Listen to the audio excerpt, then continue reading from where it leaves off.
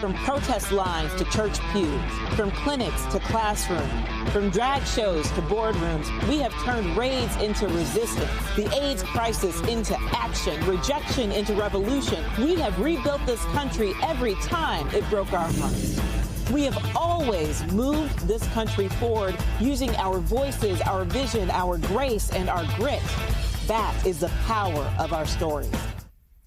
That video is part of the Human Rights Campaign's new nationwide initiative, just announced moments ago. The American Dreams Tour, Equality Across America, is the group's most high-profile storytelling campaign and organizing push in several years, and it'll focus on red and purple states. The campaign gets underway amid reports of nearly 1,000 anti-LGBTQ incidents across the country over the past year alone. This includes a sharp rise in attacks on transgender people. And it's happening as roughly 600 anti-LGBTQ bills work their way through state legislatures, in addition to President Trump singling out the transgender community in several executive orders.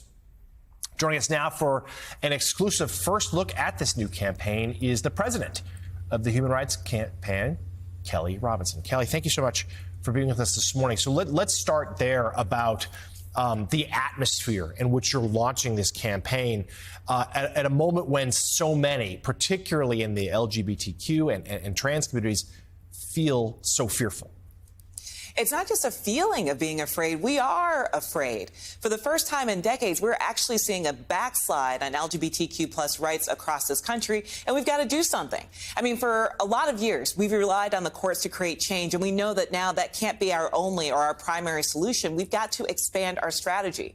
We've got to get back to basics in telling our stories and meeting people where they are, because we know that when we tell our stories, we not only change hearts and minds, but we shift the way that people behave, that they vote, that they advocate in their communities. And at this moment, when our lives are literally under attack, we're also experiencing a surge in the community. I mean, Gen Z is the most queer and trans generation we've ever had. There are more out LGBTQ plus people than ever before. This campaign is about galvanizing those voices and that power to make change.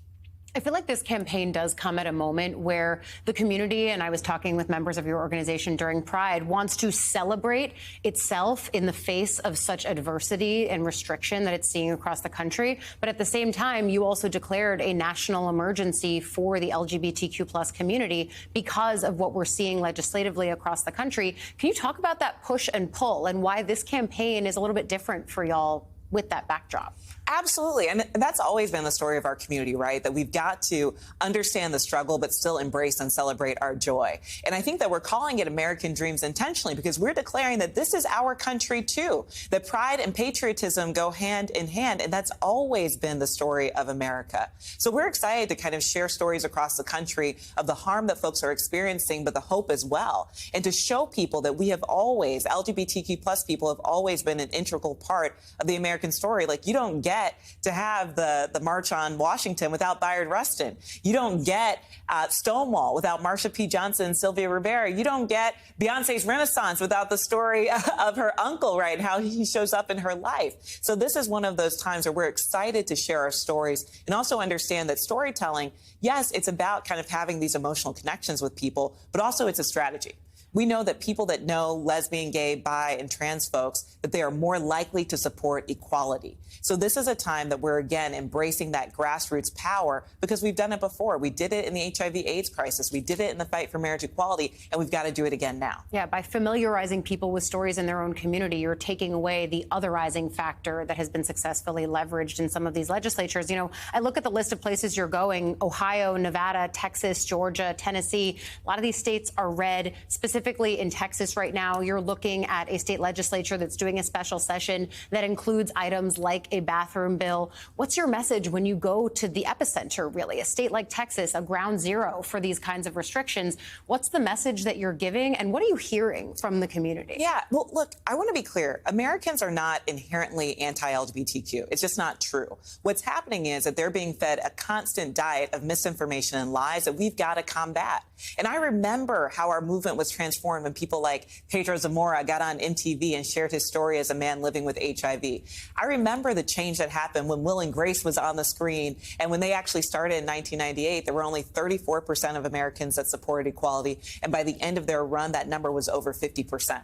So we know that sharing our stories can change hearts and minds, especially in places like the Heartland and the South. So that's why we're taking this tour across the country. We want to make sure that people know that LGBTQ plus people are everywhere. And then when we share our powers, we're certainly not without hope, but we're not without power as well to change our circumstance.